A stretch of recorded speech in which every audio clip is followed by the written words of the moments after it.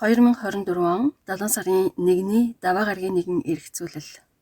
Би өрний зурхайг нэг сонирхдаггүй. Гэхдээ энэ Франц сэтгүүлч нар өөрсдийнхөө ерөнхийлөгчийг Жупитер зантай би энэ гарагийн нэрийг монголоор одоохон мэдэхгүй. Сэтгүүлч нар ерөнхийлөгч Жупитер шиг ааштай гэдээснээс болоод бас намайг энд ирснээс хойш 20 жилд ер нь таарлцсан, танилцсан Франц хүмүүсийн дундаас ихэнх эмэгтэйчүүд нь намайг мандалт чинь аль ордных вэ гэж асууад байдгийн учрыг олох гэж энэ талаар сонирхоод 5-6 сар л болж байна.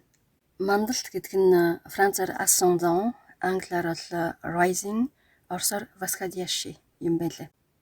Ер нь ажиглаад байхад манай дэлхийн бөмбөрцгийн өндөр хөгжилтэй энэ миний байгаа Францаас хуулаад барууны орнууд ихэнхдээ нар сар гариг ертөнцийн мөчлөг дээр тулгуурласан эртний грек ромоос гаралтай өрнийн зурхаан дээр суурилж боловсруулсан календартай дээрээс нь дэлхийн бөмбөрцгийн хойд хагасын улсуудын улирлууд нь ч ойролцоо болохоор энэ өрнийн зурхаан тоолол дээрээ их анхаарч амьдралаа зохицуулдаг юм шиг. Сарны жишээн дээр л гэхэд хүний биеийн бүтцийн 60%-ийг ус эзэлдэг сар устай холбоотой гариг учир түүний газар дээр байгаа бидэнд ер нь бүх ургамал амьтанд үзүүлэх нөлөө нэх гэж ярих юм. Ялангуяа өөрсдийн гэсэн эдлэнтэй хүмүүс хөдөө аж ахуйн салбарынх нь цэцэрлэг, хүлэмж, тариаландаа сарны мөчлөгийг тааруулж их ажилтгийг нь би анзаарсан. Ямар ч байсан нар мэлхийн ордонд шилжээд удаагүй байна. Нар шилжигч гэж дандаа буруу ярина. Нар бол хөдөлтгүй л гэдэг. Бид нар харин нарыг тойрдог гэдэг. Гэхдээ яг энэ барууныхан ч гэсэн өөрсдөө ингэж буруу ярьдаг. Ямар одоо бүтэн 1 сарын турш мэлхийн орд нарны туяанд их зүртэх ээлж ирлээ гэлтэй биш. Дээрэс нь энэ монголоор хавчны орд гэдгийг мэлхийн орд гэд буруу орчуулсан байх шиг. Гэхдээ мэлхийгээр төлөвлөж бодож орчуулсан ч байж болох, эсвэл аль үед ч орчуулсан байгаа тэр үед хавчиг мэлхий гэдэг байсан ч байж магад.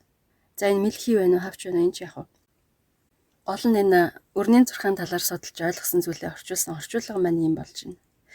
Түрүүчийнх нь мөчлөгийн сүлд боловсрч гүцэд газар унсан ургамал жимсний энэ шин онд яаж хийж агаад хөрсөнд шигдэх гэж хоншиг төрөмгийлж тэмүүлсэн үртэй харьцуулам эхний үе тухтай наргагүй таваараа хөвж байдаг хөр шиг байр суура олох үеэр дамжаад хүрээлэн буй орчноо тань мэдэх гэж юм сонирхдаг хоёр нүртэй ихрүүд шиг дөнгөж соёолсныхоо дараа үндэс суурай бэхжүүлэх гэж мэлхийн мэд ураг угсаага тордон хамгаалах энэ үедээ явж байна.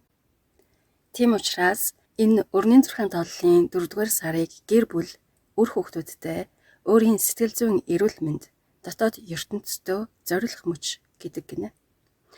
Гэр бүл гэхээр өргөн утгаараа төрөл садан, нутаг, бас элэг нэгтэн, бүр хил нэгтэнч байж болно. За орчуулга маань энэ. Ер нь тэгээд зурагт радиогоор харж байхад тэр үедээ нийтээрээ ярьж байгаа гол сэдв нь тухайн үеийнхээ зурхаан ордны онцлогтой таарсан байдаг.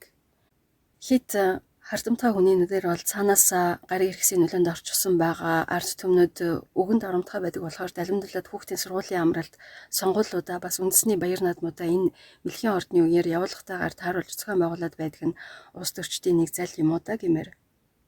Нэг талаас нь бодоход зарим гариг иргэсийн нөлөөний асуудал миний амьдралд болж байгаа үйл явдал бие махбод сэтгэл санааны тал дээр нөлөөлөд ч байх шиг. Харин нөгөө талаас нь бодоход энэ өрнийн зурхай ер нь альва сүсэг бишрэл хүмүүс өөртөө нэг ач холбогдол өгч өөрсдийгөө бүр хаа байсан сансар хөтөрхөн гаригуудын нөлөөнд амьдардаг гэж энэ газар дээр хүчүүхэн амьдралтай өчүүхэн амьтад гэдгээ төрч гэсэн мартах гэж зохиосон уран зөгнөлт үлгэрч юм шиг санагдах юм. Энийг гэхдээ над шиг ингэж ажигладаг нь ч байдаг байх. Манай нөхөр шиг огт тоодгүй нь ч байдаг байх. Би багасаа ямар нэгэн сүсэг бишрэл давтаж үзээгүй. Тийм уруу татах гэсэн ч гэдэг юм уу, өөдөнд татах гэсэн ч гэдэг юм уу, тийм хүмүүс оргин тойронд байсан ч гэсэн тийм зав гараагүй. Зурхаан мурхай янз бүрийн мухар сүсэг сонирхох завгүй байсан. Тийм юм хүлээж авах ухамсарч боловсроогүй байсан байх. Одоо гэхдээ энэ өрнийн зурхайд бүрэн итгэдэг болчоогүй. Зүгээр сонирхох шатанда явж байгаа.